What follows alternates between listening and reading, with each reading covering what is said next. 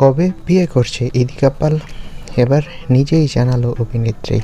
সম্প্রতি একটি পেজের তরফ থেকে ভিডিও শেয়ার করা হয়েছে, যেখানে দেখা যাচ্ছে অভিনেত্রী ইদিকা পালকে প্রশ্ন করা হয়েছে তিনি কবে বিয়ের পিঁড়িতে বসবেন। সাংবাদিকের প্রশ্নের উত্তরে অভিনেত্রী বলেন, এই মুহূর্তে আমি বিয়ে নিয়ে ভাবছি না। বিয়ে মানেই প্রচুর দায়িত্ব, তাই এখন বিয়ে করার কোনো পরিকল্পনা নেই আমার। সেই চিন্তাভাবনা এখনও অনেক দূর। অভিনেত্রী আরও বলেন, আগামী 10 বছর আমি অনেক কাজ করতে চাই। একজন ভীষণ ব্যস্ত অভিনেত্রী হতে চাই, যার সারাটা বছর কাজ নিয়ে কেটে যাবে। এখন আমার মূল উদ্দেশ্য নিজের কাজে ফোকাস করা। এছাড়া ব্যক্তিগত জীবন নিয়ে এখন চিন্তা করার সময় নেই।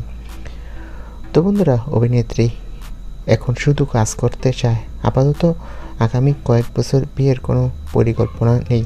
এ বিষয়ে তোমাদের মন্তব্য কি? কমেন্ট করে জানাও। ধন্যবাদ।